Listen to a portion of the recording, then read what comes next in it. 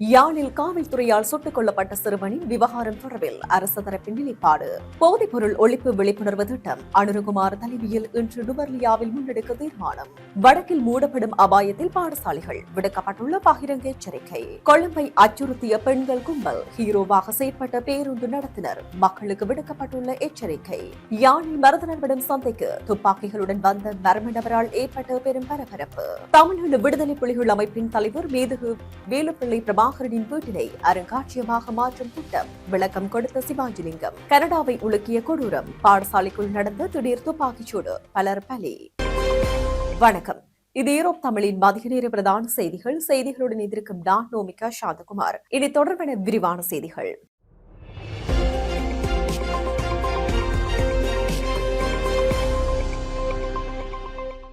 பிரதான அனுசரணை வழங்குவோர் Nandis restaurant and catering service. Yazhpanam Allaipiddy பகுதியில் நேற்றைய தினம் அதிகாலை வேளையில் போலீசார் நடாத்திய துப்பாக்கிச் சூட்டில் 17 வயது சிறுவன் உயிரிழந்த சம்பவம் தொடர்பில் தற்போது உயர்மட்ட விசாரணைகள் முன்னெடுக்கப்பட்டு வருவதாக அமைச்சரவை பேச்சாளர் அமைச்சர் நலிந்த ஜெயதிச தெரிவித்தார். இந்த நிலையில் கொழும்பில் நேற்றைய தினம் நடைபெற்ற அமைச்சரவை முடிவுகளை அறிவிக்கும் ஊடகவியலாளர் சந்திப்பின் போது எழுப்பப்பட்ட கேள்விக்கு பதில் வழங்கும் போது அவர் இதனை தெரிவித்துள்ளார். இந்த சம்பவம் தொடர்பில் அவர் மேலும் தெரிவிக்கையில், காவல்துறையினர் வாகனத்தை நோக்கி நேரடியாக துப்பாக்கிச்சூடு நடத்துவதற்கு முன்னதாக வானத்தை நோக்கி பலமுறை எச்சரிக்கை வேட்டுகள் தீர்க்கப்பட்டுள்ளன. அந்த எச்சரிக்கைகளையும் மீறி வாகனம் பயணித்ததாலேயே அடுத்த கட்ட நடவடிக்கை எடுக்கப்பட்டுள்ளது.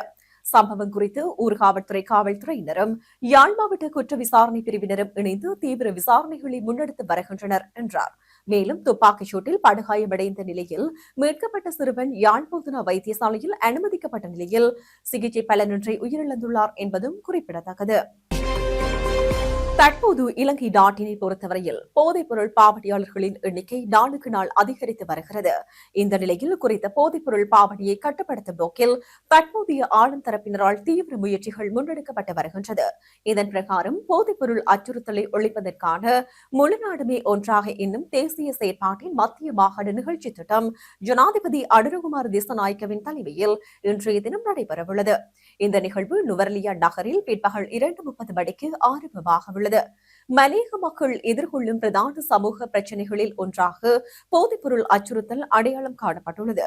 போதைப்பொருள் தொடர்பான சுற்றி வளைப்பு நடவடிக்கைகளில் ஈடுபட்டு அதிக பங்களிப்பு வழங்கிய 62 போலீஸ் உத்தியோகத்தர்களை பாராட்டி கௌரவிக்கும் நிகழ்வு இதன்போது நடைபெறவுள்ளது. மேலும் மத்திய மாகாணங்களில் போதைப்பொருள் ஒழிப்பை ஒரு மக்கள் இயக்கமாக முன்னெடுப்பதற்கு இந்த நிகழ்ச்சி திட்டம் முக்கிய மைல்கல்லாக அமையும் என எதிர்பார்க்கப்படுகிறது. தமிழர் பிரதேசத்தில் இனவிருத்தி குறைந்து செல்வதால் பல வரலாற்று பாடசாலைகள் மூடப்படும் அபாயம் காணப்படும் என உடற்கல்வி டிப்ளோமா ஆசிரியர் சங்கத்தின் தலைவர் பி தர்மகுமாரன் தெரிவித்துள்ளார். இந்த நிலையில் நேற்றைய தினம் உடுவில் மான்ஸ் மகா வித்தியாலயத்தின் இளமை வல்லுநர் திறனாய்வு போட்டியில் சிறப்பு விருந்தினராக கலந்து கொண்டு சிறப்பித்த போது அவர் இந்த விடயத்தை சுட்டிக்காட்டியுள்ளார். இது தொடர்பில் அவர் மேலும் தெரிவிக்கையில், இன்றைய தலைமுறையினர் ஆரோக்கியம் குறைந்தவர்களாக உருவெடுக்கின்றார்கள். அதனால் நம்பிக்கையில்லா வாழ்க்கையை முன்னெடுப்பதுடன் தமது பரம்பரையை வலுவாக்க தவறுகின்றனர். போட்டிமிக்க சவால்மிக்க வாழ்க்கையை எளிதாக வெற்றி கொள்ள கற்றுத்தருவது விளையாட்டுப் போட்டி. அதனை பங்கு பெற்றுதல் மூலம் உறுதிப்படுத்த வேண்டும். இருந்தபோதும் பல பாடசாலைகளில் மாணவர்களின் எண்ணிக்கை குறைந்து வருகிறது. முதலாம் ஆண்டில் சேரும் மாணவர்களின் எண்ணிக்கை வீழ்ச்சியாகவே காணப்படுகிறது. இருந்தபோதும் சில பாடசாலைகளில் அனுமதி பெறுவதற்கு தவம் கிடக்கும் பெற்றோர் அதற்காக எவ்வளவு விலை கொடுக்கவும் தயாராக உள்ளனர். இது மாற வேண்டும். சமூகத்தினரது தார்மீக கடமையாகும். ஏனெனில் எமது வரலாற்று பாடசாலைகள் மாணவர்களின் எண்ணிக்கையில் வீழ்ச்சி கண்டு மூடப்படும் அபாய கட்டத்தில் உள்ளது. முன்னைய காலங்களில் கிராமப்புறங்களில் பிறப்பு வீதம் குறைவதில்லை, அதிகமாகவே காணப்படும். ஆனால் இன்று மாறாக பிறப்பு வீதம் குறைந்து இறப்பு வீதம் அதிகரித்துள்ளது. நகரத்தை நோக்கி நகர்வதால் கிராமப்புற பாடசாலைகள் கையறு நிலையில் இருப்பதுடன் அத்துடன் மூதாதையர்களின் நோக்கமும் சிதைகிறது. இதனை கருத்தில் கொண்டு அருகில் இருக்கும் பாடசாலைகளை பாதுகாக்க வேண்டியது பெற்றோர்கள், பள்ளிய மாணவர்கள், சமூகத்தினரது தார்மீக கடமையாகும் என தெரிவித்துள்ளார். கொழும்பில் பேருந்துகளில் தங்க நகைகளை திருடும் பெண்கள் கும்பல் தொடர்பில் எச்சரிக்கை விடுக்கப்பட்டுள்ளது. இந்த நிலையில் கொள்ளை சம்பவத்தில் ஈடுபட்டு தப்பிச் சென்றபோது 2 பெண்கள் பேருந்து நடத்தினரால் துரத்தி பிடிக்கப்பட்டு கொட்டாவ போலீசாரிடம் ஒப்படைக்கப்பட்டனர். சந்தேக நபர்கள் கோமாகம நீதவான் நீதிமன்றில் முன்னிலைப்படுத்தப்பட்ட பின்னர் இருவரும் 14 நாட்கள் தடுப்பு காவலில் வைக்கப்பட்டதாக போலீஸ் அதிகாரி ஒருவர் தெரிவித்தார். இந்த பெண்கள் கும்பலில் 4 பேர் பணப்பை மற்றும் தங்கச் சங்கிலிகளை திருடிவிட்டு தப்பிச் சென்ற நிலையில் நேற்று முன்தினம் கோட்டாவ பொருளை வழித்தட எண் 174 உள்ள தனியார் பேருந்து நடத்தினர் அவர்களை பின்தொடர்ந்து ஓடி கும்பலில் இருவரை மிகவும் சிரமப்பட்டு பிடித்துள்ளார். புத்தளத்தைச் சேர்ந்த 32 மற்றும் 42 வயதுடைய பெண்களே இவ்வாறு சிக்கியுள்ளனர். அவர்களது கும்பலில் 4 பேர் இருந்ததாகவும் அவர்கள் பேருந்துகளில் ஏறி பைகள் மற்றும் தங்கச் சங்கிலிகளை திருடி தப்பிச் சென்றவை தெரிய வந்துள்ளது. 174வது பேருந்து வழித்தடத்தில் வயதான பெண்ணின் பணப்பை இந்த பெண்கள் திருடிவிட்டு தப்பிச் செல்வதைக் கண்ட பேருந்து நடத்தினர் அவர்களை துரத்திச் சென்று அவர்களில் இருவரை பிடித்துள்ளார். அவர்களின் பைகளை சோதனை செய்தபோது வயதான பெண்ணிடமிருந்து திருடப்பட்ட பணப்பை மற்றும் சுமார் 2 பவுண்ட் மதிப்புள்ள தங்க நெக்லஸ் கண்டுபிடிக்கப்பட்டது. பின்னர் அவர் 2 பெண்களை போலீசார் ஒப்படைத்தார். தப்பியோடிய 2 சந்தேக நபர்களை கைது செய்ய போலீசார் விசாரணைகளை தொடங்கியுள்ளனர். மேலும் பேருந்து நடத்தினரின் செயற்பாட்டிற்கு பலரும் பாராட்டுகளை தெரிவித்து வருகின்றனர். யாழ்ப்பாணம் மருதநாள்படம் சந்தைக்கு துப்பாக்கியுடன் வருகை தந்த நபர் காவல்துறையினரால் கைது செய்யப்பட்டுள்ளார். மேலும் குறித்த நபர் கொண்டு வந்த துப்பாக்கி போலி துப்பாக்கி எனவும் விசாரணைகளில் தெரிய வந்துள்ளது. யாழ்ப்பாணத்தில் உள்ள மருதநாள்படம் சந்தைக்கு இன்றைய தினம் குறித்த நபர் துப்பாக்கியுடன் வருகை தந்த காட்சி அங்கு பொருத்தப்பட்ட சிசிடிவி கருவியில் பதிவாகியிருந்தது. இந்த நிலையில் காவல்துறையினருக்கு விடுக்கப்பட்ட விசேட தகவலில் குறித்த நபர் கைது செய்யப்பட்டுள்ளார். யாழ் மருதநாள்படம் சந்தைக்கு துப்பாக்கிகளுடன் வந்த மர்ம நபர் ஒருவரால் பரபரப்பு ஏற்பட்டுள்ளது.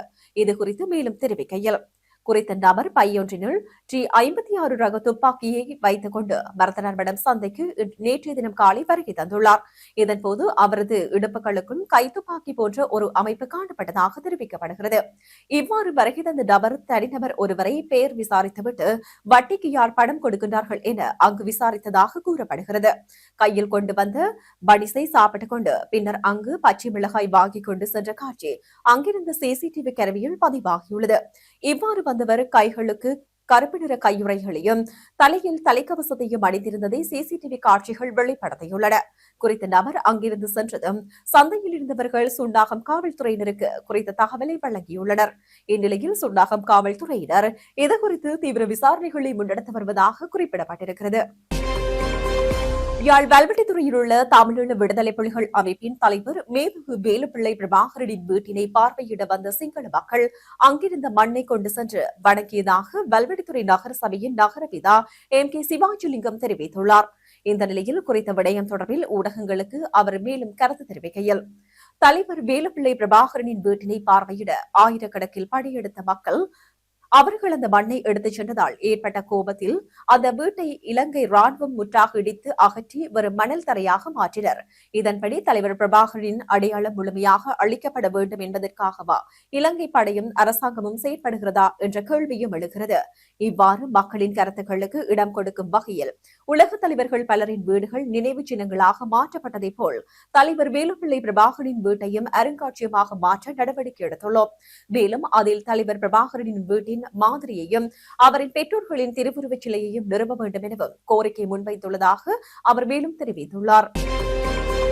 கனடாவின் பிரிட்டிஷ் கொலம்பியா மாகாணத்தில் உள்ள டம்ளர் ரிச் உயர்நிலை பாடசாலையில் நேற்றைய தினம் பிற்பகல் இடம்பெற்ற துப்பாக்கிச் சூட்டு சம்பவத்தில் பலர் உயிரிழந்துள்ளனர்.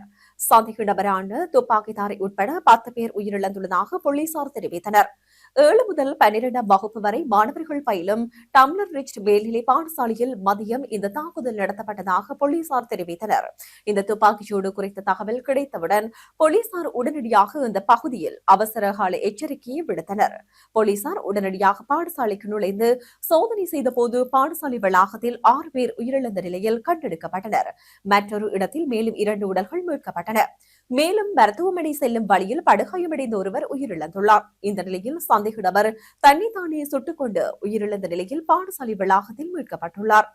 செய்திகளின் நிறைவாக மீண்டும் தலைப்புச் செய்திகள். யாழில் காவல்துறையால் சுட்டுக் கொல்லப்பட்ட சிறுவனின் விவகாரம் தொடர்பில் அரசு தரப்பின் நிலைப்பாடு. போதைப்பொருள் ஒழிப்பு விழிப்புணர்வு திட்டம் அனுரகுமார் தலைமையில் இன்று நுவர்லியாவில் முன்னெடுக்க தீர்மானம். வடக்கில் மூடப்படும் அபாயத்தில் பாடசாலைகள் விடுக்கப்பட்டுள்ள பகிரங்க எச்சரிக்கை. கொழும்பை அச்சுறுத்திய பெண்கள் கும்பல் ஹீரோவாக செயற்பட்ட பேருந்து நடத்துனர் மக்களுக்கு விடுக்கப்பட்டுள்ள எச்சரிக்கை. யாழில் மருதநர்விடம் சந்தைக்கு துப்பாக்கிகளுடன் வந்த மர்ம நபரால் ஏற்பட்ட பெரும் பரபரப்பு. தமிழ்நாடு விடுதலை புலிகள் அமைப்பின் தலைவர் மேதகு வேலுப்பிள்ளை பிரபாகரனின் வீட்டினை அருங்காட்சியகமாக மாற்றும் திட்டம். விளக்கம் கொடுத்த சிவாஜிலிங்கம். கனடாவை உலுக்கிய கொடூரம். பாடசாலைக்குள் நடந்த திடீர் துப்பாக்கிச்சூடு. பலர் பலி. இத்துடன் ஈரோப் தமிழின் மதிய நேர பிரதான செய்திகள் நிறைவு பெற்றன.